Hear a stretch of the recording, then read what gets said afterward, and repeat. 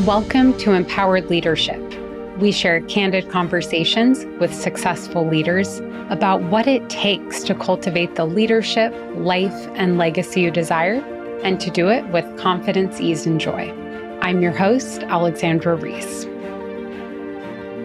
Welcome to another episode of Empowered Leadership. I'm your host, Alexandra Reese, and today I'm joined by Andrew Brummer, Chief Services Officer at LifeQ, a leading provider of biometrics and health information derived from wearable devices. If you're not familiar with LifeQ, let me take a moment to explain what they do because it's a really incredible company. Their FDA-approved biometric solutions go beyond your typical smartwatch, although they do offer those, to provide the information solutions that enable customers like doctors, consumers, etc., to detect health problems and prevent illness related to some of our most significant health issues today, like cardiovascular disease, respiratory disorders, and sleep apnea. Andrew has been with LifeQ since 2015, just a year after the company was founded, and has helped scale the organization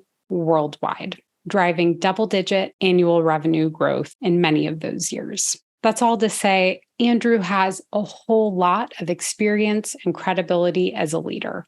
So I can't wait to share his stories, his experience, and the most important lessons he's learned along the way through our conversation today. There's a lot of gold in this episode. So without further ado, let's dive in. Hello, Andrew. Thank you for joining us on another episode of Empowered Leadership. How are you doing today? I'm doing well. Thank you for the invitation and being part of the journey that you're on. I am very excited to have you here. I'm sure we'll get into it, but as I shared in the introduction, you have such a unique role and work in such a unique organization. So I'm excited to hear all the wealth of wisdom, knowledge, and insight you can share from that experience. And all mistakes, but we'll go there.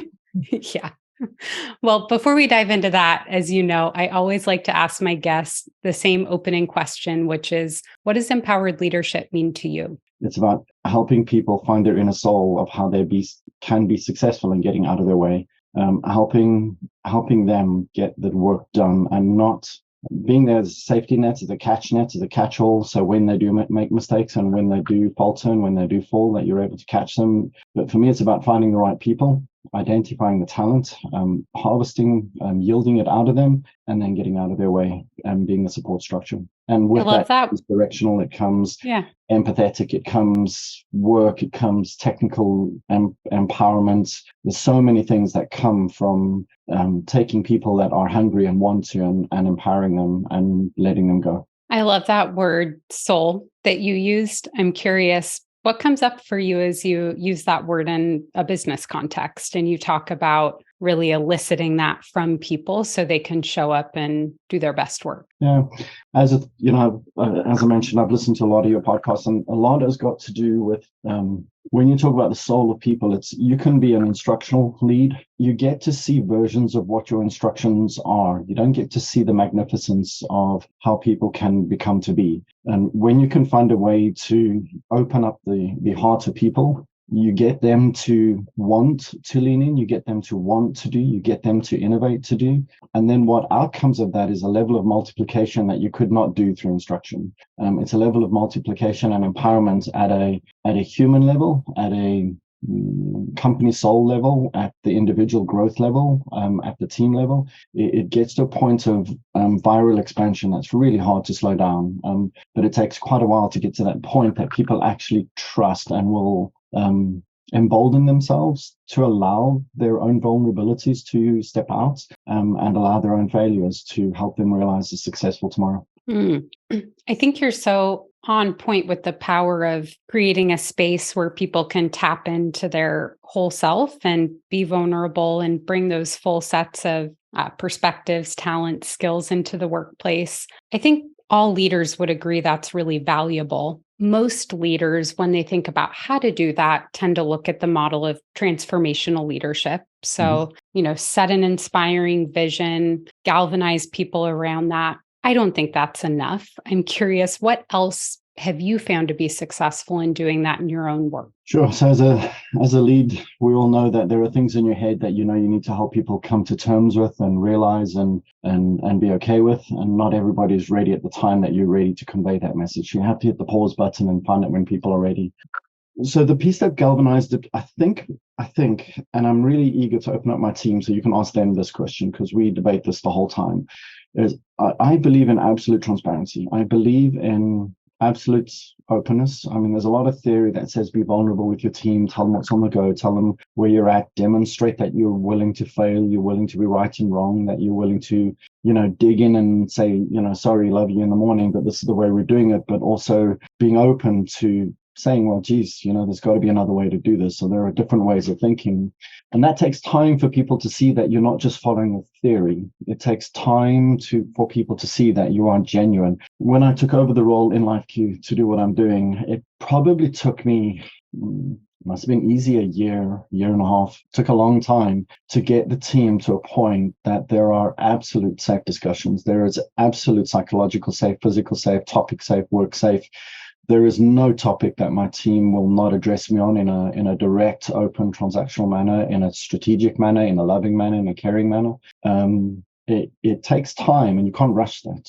I think that's key. Is you have to allow people at their own course, for their own reason, at their own time, in their own design. You have to allow them to find themselves within that trusted space. And once you've got people that are confident in self, and there's self-presence and self-awareness in who and what they're about, you then start seeing loyalty towards the leader, which then spills over to the company, and that's exciting. What comes behind that is passion for the company, passion for self, and passion for people. And you cannot salary passion. You cannot, what you yield out of, I love that. people, when you can get people to live and breathe passion in everything they do, every problem they try to solve, every customer they engage with, every hard discussion they go and have. When passion is involved, salary is irrelevant. You're dealing with the people that are convicted to cause and self, I say self, but the team organizational actualization. Yeah, I think a point you made in there, I think, is so important to affirm, which is that building that trust and that cohesive team that has the ability and the comfort and the psychological safety to have rich intellectual debate takes a lot of time. And that isn't a reflection of the quality of your leadership. No. It's a reflection of the fact that most people have had experiences in the past that led them to believe that opening up is not safe. Yep. It's a reflection of the fact that many people take a lot of time to open up. Mm-hmm. And as a leader, one of the most important things you can do is to depersonalize it and just remind yourself it's a journey. It's not about me. Yeah. And my job is to meet people where they are and create a space so that as people, step out a little further outside of their comfort zone, they're consistently getting the reinforcement that it's safe to do so. Yeah, and that's critical.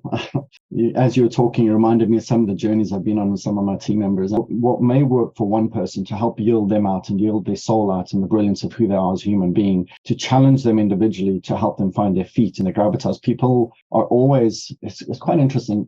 My team has full autonomy in decisioning, full autonomy in execution. I do not... I have two rules with my team. One, don't let me get caught with my pants down. I.e., if you break something, I'm the first person that should know. And two, take ownership of anything you do. And outside of those, only two rules my team have. Everything else is free game. And so absolute autonomy. But with autonomy, people say they want autonomy, but watching people transcend through autonomy is really interesting. And that's where a lot of the relationship steps in, that self-awareness. Because when someone has autonomy, when people do not have, people say they don't want micromanagement, what they don't like about autonomy is now when they go through that transitional phase is they're now accountable. They can't point to somebody else and say, well, I'll sit on my rear end and have a cup of coffee and wait for somebody else to make the decision and then I'll go execute. They now own execution. They own follow through. They can celebrate in pride that they've won stuff, and they can celebrate in equal humbleness and humility when they make mistakes. But that autonomy piece is critical. Individual awareness as you grow them through it is critical. And then, there's a lot said for being firm, being hard when they try to escape out of it. holding their proverbial feet to the fire to say, no, hold on a second, but you're now backing out. You're trying to find an excuse for this thing that's called leadership that's really hard. Managing people, making decisions, making product decisions is hard. Deciding without an executive in the room is hard when you're a startup. It's, you live and breathe and die on the vine of good and bad decisions. And they happen really quickly. So it's interesting, the individual, figuring them out, figuring the growth out, and then helping them all find one another on the other side of the causeway so that they're all in the same boat with the same ideology and the same approach towards doing things. But being patient and being okay with absolute failure and absolute success, and then being humble enough just not to stay out of the way and allow them to celebrate their own successes. I mean, it's not for the easy. They're not easy. No. And I think you captured perfectly the other side of the coin of what creates a passionate person who's really in it for the long haul. It's not just, I feel belonging in the organization and I have trust and cohesion in my team, but it's also, I have autonomy over my work. I feel like I can take ownership, I can run with something, and I therefore get choice. And I get to express the fullness of the gifts that I have. And it is hard. And something I think that a lot of leaders underappreciate is why it's often so hard. And it's not just in my experience because people shy away from the accountability or they're scared over the ownership. It's that we spend the first 20 years of someone's life in our educational system programming them to sit back, take in information and regurgitate it back. So any notion of being curious, taking ownership over your learning journey, challenging the status quo in most educational institutions is actively punished. Yeah. So essentially we tell kids as they grow up through those most formative years that taking ownership and having autonomy will get you punished. Yeah, absolutely. And then they get into the workplace and it's like, why aren't you taking the initiative? What's wrong with you? And I often, when I work with new people leaders or executives who want to your point, scale leadership, that's one of the first things we talk about is having empathy for the experiences that most people had coming into the workplace, how that shaped the narratives they carry about what it means to be successful, and therefore why their gut instincts may not work well, but they're not wrong. They just are. We have a very healthy 360 process and peer review process up and down across the channel. We've got a very healthy, very active. We run it. We used to do it 3 times a year. That got onerous, so we dropped it down to 2 times a year. And on one of the first ones, one of my direct reports in my review, Andrew's too hands off. He needs to be more instructional and tell me what to do and what I need to do. So I don't know which team member it was, obviously. So my executive, the CEO, gave me the feedback. And I went to my team on the very next, managed my weekly Ops Exco session with them. And I said, right, so I'm not here to tell you how to do your jobs. You're all hired to do your jobs. If you are not sure about what your job entails, then ask me the question or go do homework. And if you're not going to do the homework, then maybe the job is not for you. I'm not here to do your job. So you have to, as leadership, it's the same with a kid. When you're bringing a kid up, there are discussions that you have to have with absolute gentleness, absolute loving care, but they're hard discussions that you have to look the people in the eye and say, you've got to find your path through this. You've got to find your way. Because if effective leadership is not people being codependent on you, effective leadership is where you make yourself redundant. Effective leadership is where your team can execute without your presence. They understand the basic rules. They understand the basic method, and the odd chance they'll make a mistake, and you have to trust they're going to live that. But it's hard to get people to that point. They let go is really hard. It's tough. Well, and it takes not just a desire to and a reprogramming of those narratives, but it takes for a lot of people some real capability development. So maybe the one thing I'd add, if I was coaching you through a 360, would be, reflecting on the question, how can I have those conversations with each of my team members one-on-one to better understand where are they at in that journey from needing a lot of direction and maybe micromanagement to feeling like they have full autonomy.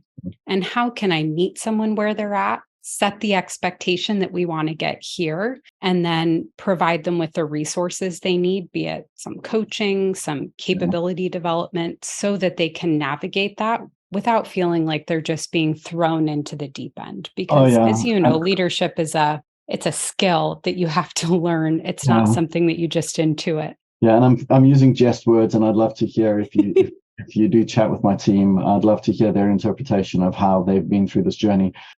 There's absolute humanity and dignity in being very soft and gentle. So I use very strong words and colorful words here, and at the right time, the right place. Yeah. With individuals, you coach appropriately and meaningfully and in the right direction, and you help push people forward. And it's about understanding their strengths, identifying weaknesses, maximizing strengths, being aware of and supporting the weaknesses, which one of the podcasts also just recently covered. Focusing on the strengths, respecting weaknesses, and figuring out how the team support one another. And then, leveraging off of that growth pattern. And, once it gets going, it becomes viral, because every executive leads differently. Every executive runs their ship and their shop very, very differently.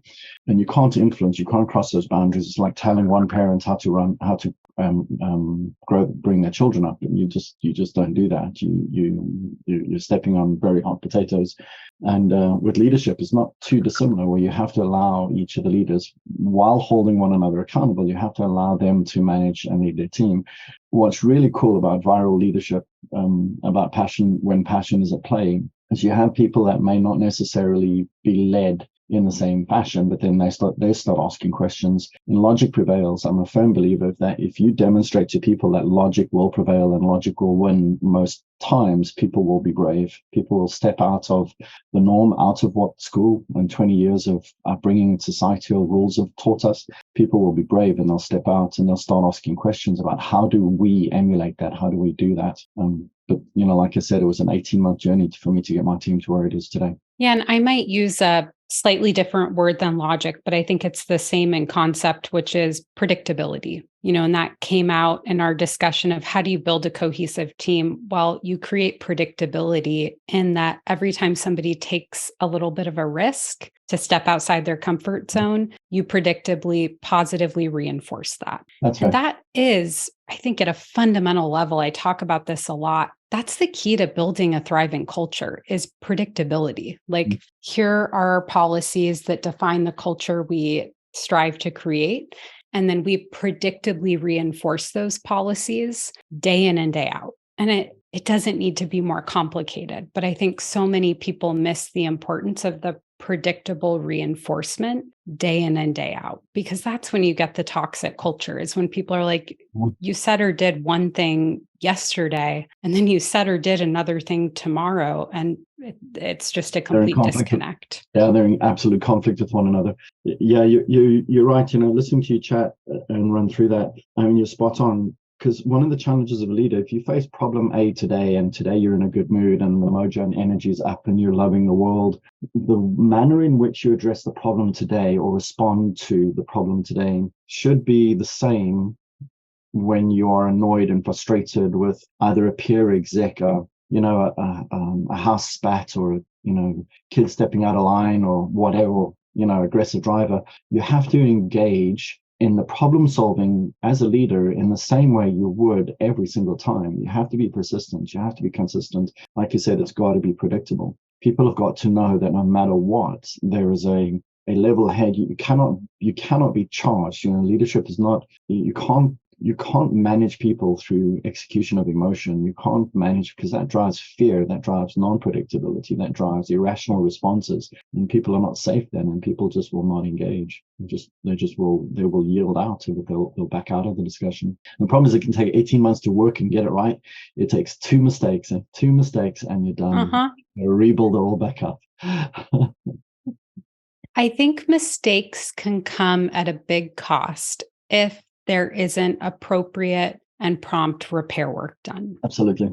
I had a client who I was just coaching. We had a coaching session this week, and she had an incident with her team. She was really frustrated, and she lashed out in a way that didn't land well. And she made a point quickly after the meeting to go and talk to each person one-on-one who was in the room and just take ownership and apologize. No excuses, just acknowledge, this isn't how I want to show up. I know I didn't live in alignment to our values. How'd that feel for you? I'm really sorry. Yeah. Yeah, it's following the rules of apologizing properly, where you actually are sorry about what you just did or said, and not just doing it because there's a bunch of theory that says you need to go back and do it. So it's about being, it just keeps coming back to the common themes in all your podcasts about genuineness. It's about being present, being mindful. It's about caring. It's about predictability, the individual, respecting the individual in their own journey of how they're going through, because we are all the sum of ourselves for different reasons. And none of them are wrong. They're all just different. And what's wrong is not respecting that and learning and using that. And I don't mean using as in manipulating, but using that as a mechanism to help people be successful. Yeah. I think the other common theme that's really important here is self-leadership work, because it's hard to make really thoughtful, good decisions on a good day and then use that same rigor and approach on a bad day when you're facing stress. Because when you're stressed, your sympathetic nervous system takes over. It causes you to tunnel vision. You lose that peripheral awareness. You lose the ability to think long term. And you have to learn as a leader how to recognize when you're in that state, how to pause so that you're not making decisions from that place or engaging with people from that place, and how to re-regulate and then step back into things. And that practice of the awareness, the pause, the re-regulation is hard work. And it's especially hard work when you're running 1,000,000 miles an hour. Yeah, and it has to be, your game face on the whole time, and your game face has to be your honest face. It has to be this is me, this is as I am, and people get to respect and appreciate and eventually end up loving that. They get very the dedication and passion and commitment that comes as a result of that level of engagement with people. It's hard to verbalize. It really is hard to describe. Alice, I observe some of the leaders, some of the teams. I reflect on it from previous leadership organizations I've been in. I reflect on some of the discussions on the podcast that you had. Getting a team to the point that they're self-leading and self-autonomous in your absence, while missed, is not critical. You're headed in a good direction, and then it's about helping them be great leaders so that they can take the lessons they've learned and they can become multipliers for the organization, so you can grow up your management and your leadership structure, so you're not dependent on the executive team running a startup. I mean, we're a 100-person startup. We're growing really fast. We've hit a bit of a pause now, but we're growing. Our growth clip rate was 75% year-on-year growth. So it was huge. Hard growing into that. So, and now you've got a bunch of folk that you've got to create a leadership structure that's going to help you carry on expanding. Yeah, I think that's a great segue, just noting the rapid growth that you've been in, and you've been there for quite some time. I'd love to hear about how has your own leadership evolved since you started at the company? Sure. So my role has been the support of the CEO. I'm a jack of all trades. If you read my profile, you see there's pretty much not much that I haven't done. I've had the privilege of, across multiple continents, across multiple business verticals, across multiple functional, operational product. So leadership is grown within phases of companies. So as I've stepped into different roles, I used to be an organizational change specialist, efficiency specialist.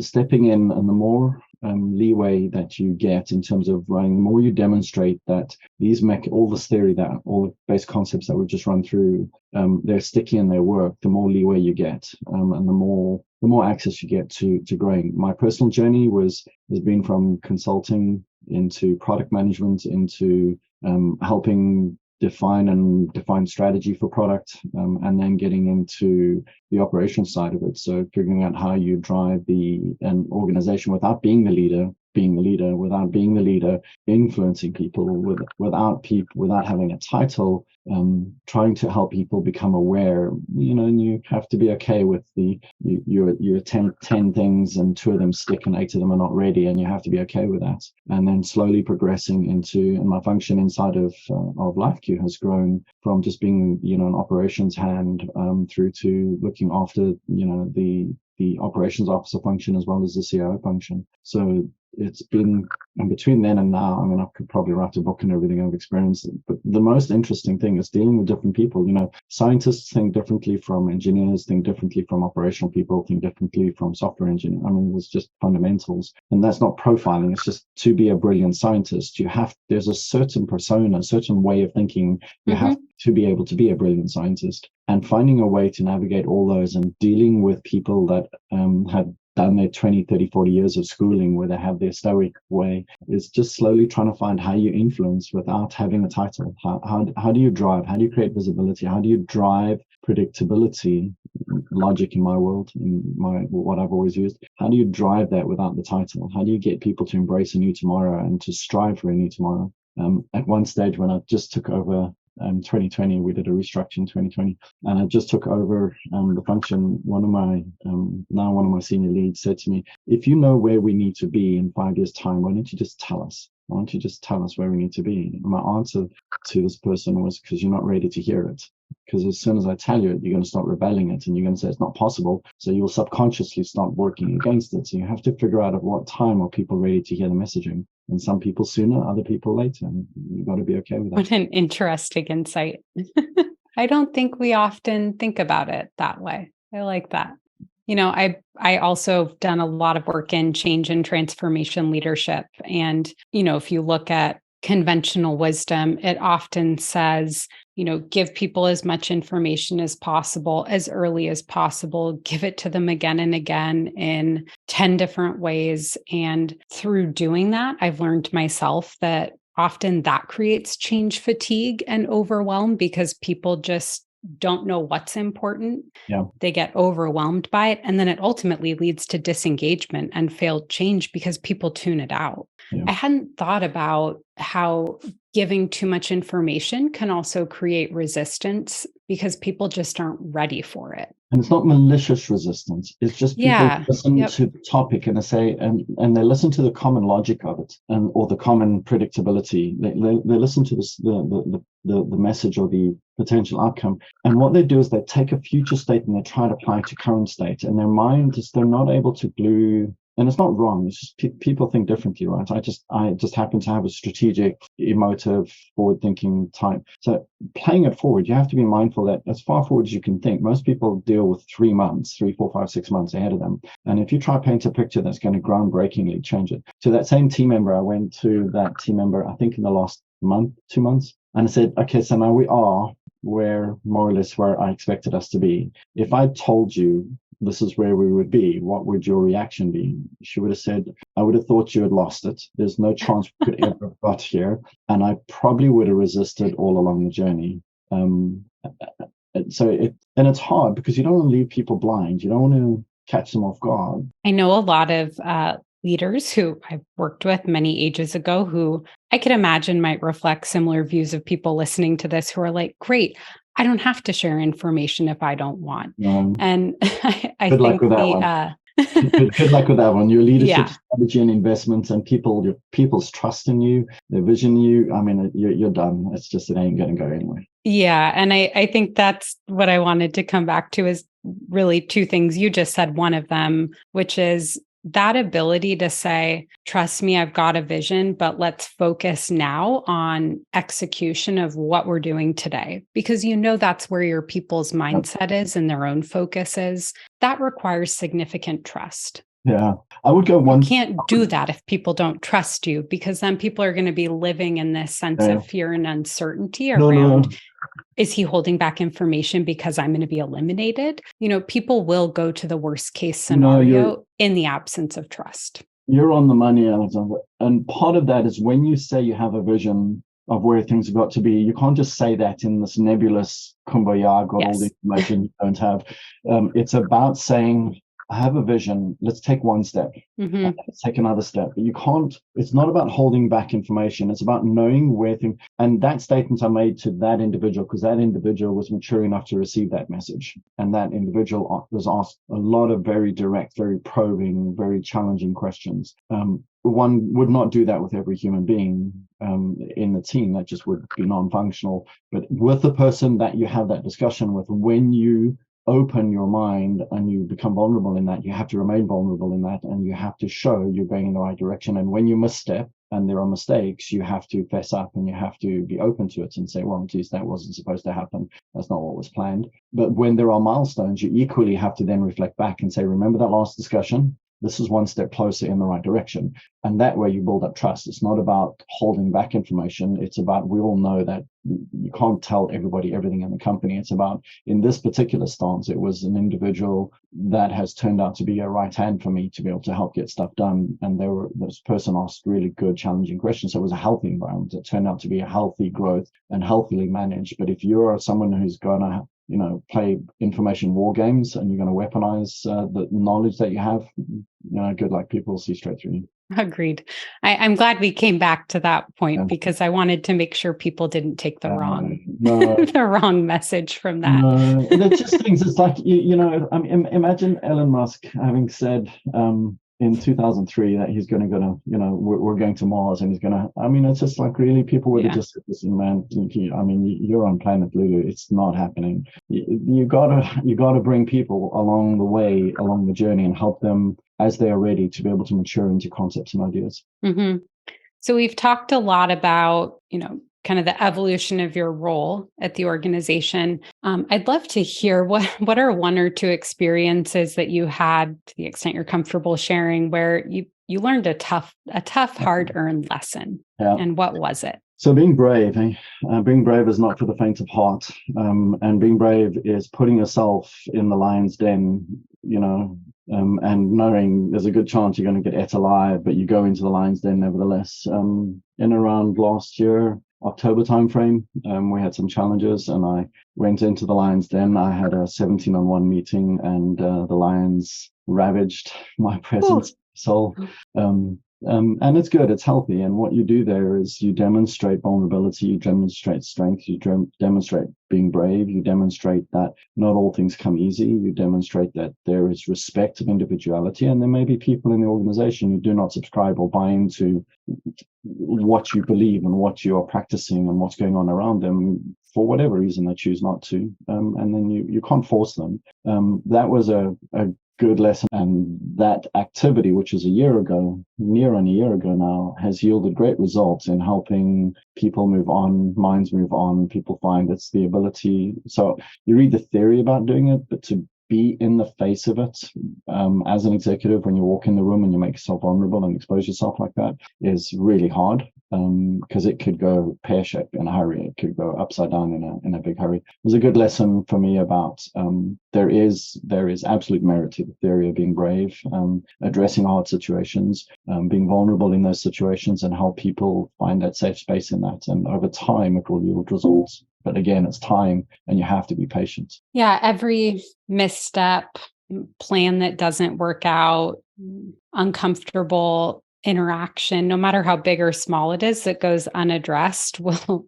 just grow and become eventually an elephant that sits between you and the other person, or you and the team, or within the team. And it's funny you bring that story up, because that's been a theme of a lot of my coaching conversations in the last 2 weeks is, how do I collaborate better with people where things feel off? Mm-hmm. And one of the first things I say is you have to create space to address the elephant in the room, because you can't work around it effectively at a really high performing level. You've got to get the elephant out the door. And the only way to do it is to acknowledge it's there. Yeah. To have an open and frank conversation about it, and to create space to just listen and be empathetic and not have an agenda. Absolutely. And that takes a lot of bravery, which is easier said than done. So it's about stop talking about the presence of the elephant in the room and start addressing the elephant, because we have a habit of saying, well, there's an elephant in the room, and then people get coy and shy and they don't really want to speak about it. I've been in many situations with the executive team where something has transpired in the organization, and I'm like, that's fine. I'm going to address the team on it now. And the concern is, but aren't we overreacting now? Do we not need to just kind of let this lie? And my commentary is, when you let really hard, challenging things lie, they become talkable topics. Yes. When they become you set the norm that these kind of things are non-addressable. And then what you as an executive team demonstrate to the balance of the organization is that when these tough things come up, we'll sweep them under the rug and, we'll pretend they're not there, but nudge, nudge, wink, wink, we'll talk about it at some stage. And you have to demonstrate firm, convicted leadership. Being leadership is about being predictable. People know when there are missteps, you vocalize them when you talk and there have been mistakes along the way in terms of my personal journey in helping the organization get to where it's at today. But holistically, we've come through the firefighting. We're an incredibly healthy organization now. We've got some amazing people in the company. I'm very passionate for one another and for the cause of what we're doing. We're solving a very, very hard problem. We're going to take, the average Western medical hospital into the far reaches of the most poorest countries and give them the equal ability to manage their own lives and be healthy and be aware of what they're doing. We're going to fundamentally change how healthcare is run, but that's a long journey. We've got a long way to go.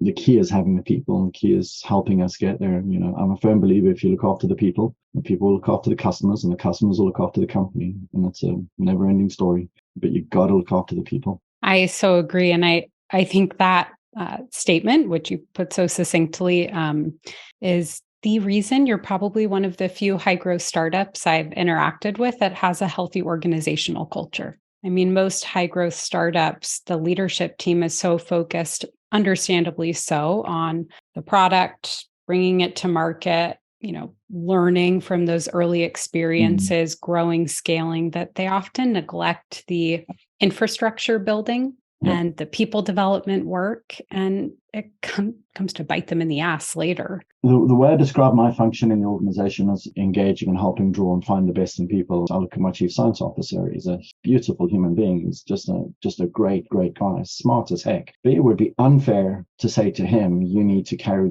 the social awareness that Andrew does and help drive. So it's about me recognizing him, me respecting him and his contribution and role, understanding his importance, and the same with the balance of our organization. And then us, just one of the podcasts I just finished wrapping up on my binge listen again, was your executive team is your first team. That's your private team. And making sure that those people, inside all the inner conflicts and frustrations and annoyances and all the heated discussions that go on, they are your first team. And my goal is to make sure that I remove as many obstacles out of their way so that they can do their job. My team is a servant provider team. They know it, we live it. We understand that the services world is that of doing, and very often not being recognized or appreciated or being thanked. We have a servant pleaser mentality, and we do it with pride, and we look after one another, and we love one another, and we drive forward. But my job at the executive team is to hold the executive team accountable to their own growth and allow our team to do what we do, and their job is to get product out. So it's so to the credit of where the organization is today and why it is where it's at today is to the CEO, because he's had the fortitude. When he talks about what we're doing in our startup, he's a VC as well. When he talks about what we're doing in our startup to other startups, they're like, you mean you have a full-time executive that is just there to help make sure your operations and services? And he's like, yes, and it's a vital part of the company. It's a vital part of them being able to do their job. I'm glad you hit that point home, because I think that's a really important takeaway for leaders. Maybe they're not in a high growth startup, but they're in a small organization. If you're struggling with retention, engagement, performance issues, it's really important to practice some self-awareness and get really clear around what's my superpower? Where do I contribute the most value? And if you're like most founder CEOs, it's probably in the product arena or in the market arena. Yep. And you've got to complement that with somebody who's really their superpower and strength is in the people and the service arena. And doing that is such an enabler and an accelerator of growth, because then you're bringing team members in and you're not losing them within a year. You're not constantly bleeding money due to having to go through new hiring processes or bring on contractors when people leave. I mean, it ultimately saves you a lot of money, but so many people, I think, are scared to build out what they see as a kind of non-essential function in their executive team. Yeah, you look at the productivity of a person that's passionate about what they're doing, because they're amongst a bunch of people that are passionate about what they're doing. You look at the productivity, the throughput, the creativity that comes out of that, and then marry that up against somebody who's just doing what they were told to do. There is just no comparison. Not at all. There's no comparison at productivity, at throughput, or at ideation level. There's just no comparison. For leaders who want to really push forward a new phase of growth or a big transformation in their organization, similar to the work you've done, what other advice might you have for them that we haven't covered? Be patient. Take the time to know individuals. I'm a firm believer in the Gallups and the Strength Finders. I'm a firm believer in reading. I'm an avid reader. I have something like 1,500 books that I've gone through, and I've got a set of leadership self-development books that I listen to on a regular cadence. Pick your books. There are a ton of them out there, and don't listen to them now or read them now and then forget about them. You got to just keep yourself self-accountable. And patience, and just patience and brave. Just be brave in how you engage. But there's so many things. I say being brave is equal to that of understanding humanity, is equal to that of being empathetic, is equal to that of being. So I don't know that there's one piece here. I think it's being mindful that leadership is doing all of those things that the theory, and not all of the theory, but the headlines of what the theory says. Be empathetic, be aware, be coachable, be vulnerable, be trustworthy, be predictable. It's practicing those time and time and time and time and time again, and never yielding, not for any reason. And absolutely suffer your own FOMO moments. Get over it. There's basic philosophy. You can see leader. I'm sure you're familiar with this, with the concept of a doer, leader, doer. Mm-hmm. So if you're going to be a leader or a leader doer. If you're a doer leader, you're in trouble. You're going to battle. Then you may as well just be a manager. A leader doer gets to give away all the things they love doing to other people, but then you charge them with success, and then you get to do the stuff nobody else wants to do, and you got to be comfortable with that. And at the end of the day, for me, if you say, why do I do all this?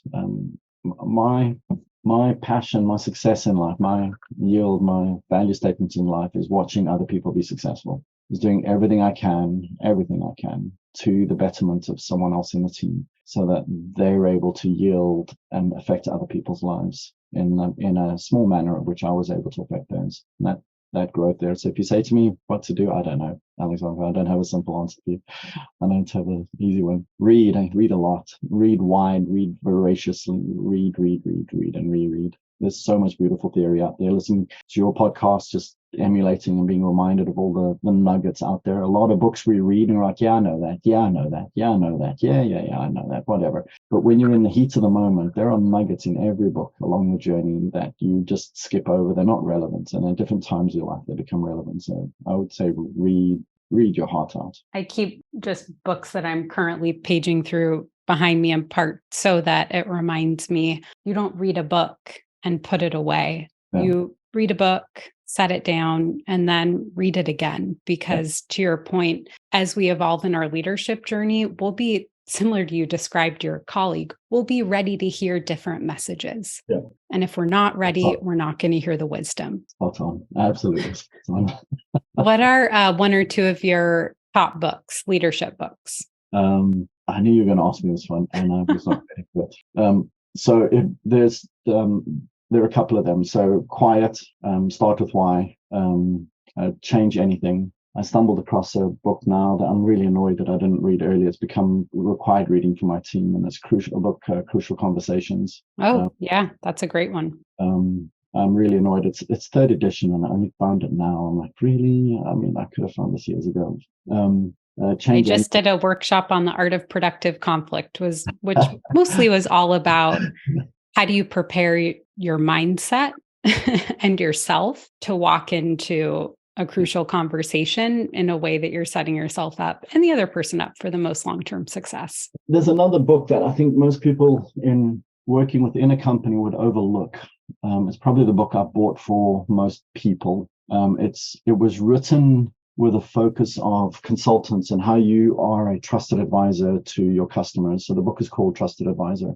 I've listened and read the book more times than I can count. It has all the nuggets of what it takes to develop trust, to be authentic, and to really listen and be engaged with the people. I'd encourage anyone, if you're a service provider or you're working with, or you are somebody that somebody else in the organization depends on or requires in place to get stuff done, trusted advisor is an absolute. Yep, that one. Yep. That's my most read book on my bookshelf. Oh, there's another really cool one, Team of Teams. That's amazing. If you're looking at Matrix, the kind of the new version of Matrix Management, Team of Teams is a brilliant book. Really great read, really insightful, a lot of common sense logic in it. You just, when you read it, you're like, oh, wow, I don't know why I've not been practicing this. Yeah. Hybrid teaming based model. I'll have to read that and then we should discuss. I've been coaching a couple leaders through piloting cross-functional product teams, not really an agile, similar to the agile concept, but not like scaled agile in practice. But just that idea of we should get a team together that can be as close to the customer as possible and own the delivery of value. And unfortunately, I think a lot of agile practices have gotten away from that core concept, but there's something really there. No, absolutely. No, and Alexandra, I would say the number one thing for focus, be authentic and be patient. And remember, when you lead, you're leading that person in the manner that they find themselves to be led, not in how you aspire them to be led. And that means finding their unique soul, their unique character. And how do you draw that out and help them put it on fire? And when they've got it lit, step back and celebrate.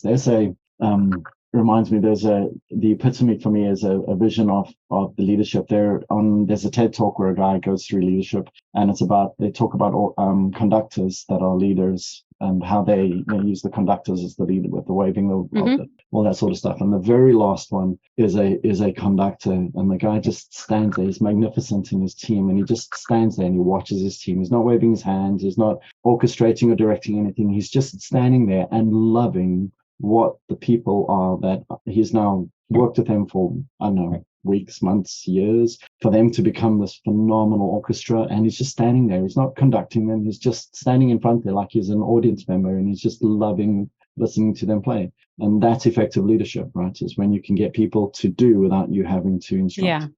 I think patience is a real underrated leadership attribute. And I say that because I think we are in an age of false urgency where everyone's trying to rush forward. Everyone's trying to, get to the finish line. Everything is important. Everything needed to have been done yesterday. And when I walk into organizations that embody that sense of real urgency, often when I look at their performance, they're so focused on arriving that they miss the opportunities along the way that suggest maybe a different path would lead you to even more success. Yeah. And I wish that our society was a little less focused on urgency and productivity right now, because I think patience allows us the spaciousness to really learn from the past, be more aware and present so that we can see the opportunities in front of us, and then make more conscious choices about our future,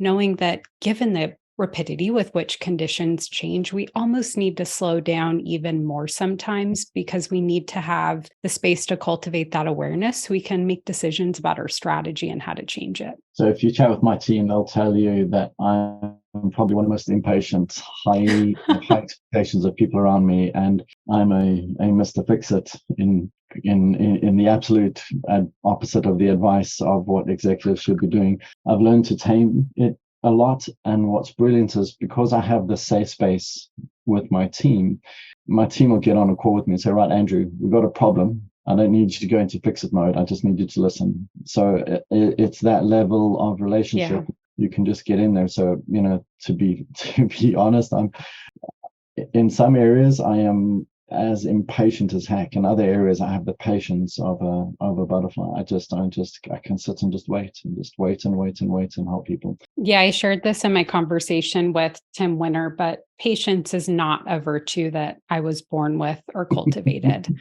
And I had to learn it when I started my business, because you have no control over your pipeline. You have no control over how people will respond. And you have no control over, is the hypothesis that you start with going to land in the market, or will you need to pivot? Yeah. And the lack of certainty and control just killed me for the first year of my business. And I really had to step back and learn the art of being appreciative for where I was, like that conductor, celebrating the successes I'd had and where I am today. And also the patience to know that if I keep putting in the work every day and I'm conscious and aware of what could be, that I'll make the right choices and what's for me will come. Yeah. But that's a hard virtue to learn, to your point, if it's not something that you're born with. It's humbling. And as you go through that journey of realizing that it's humbling, and they often say,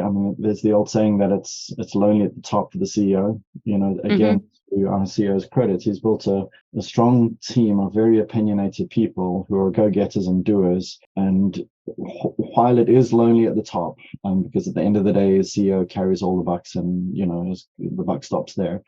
He has a team of people who are specialized in the areas that he lets get on with their work. And I think that's a critical part to why I've been able to be, because if I took my leadership style to any average company, it would probably be squashed. It would not succeed. The organization would be incredibly worried that you have to demonstrate that it can work. People literally have to see it operating. He often comes to me and says, "I kind of thought that was going to fail, but prove me wrong. I'm on board now."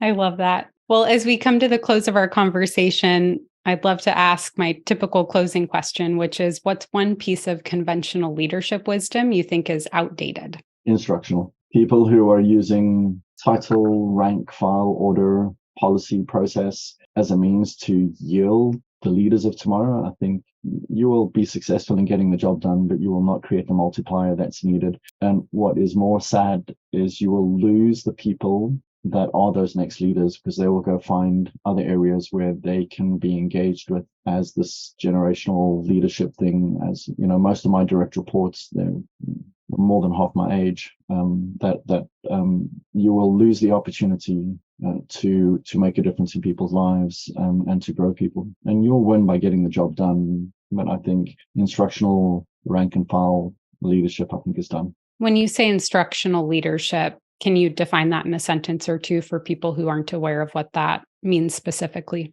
That means you do what I told you to do. Don't ask any questions. Yeah.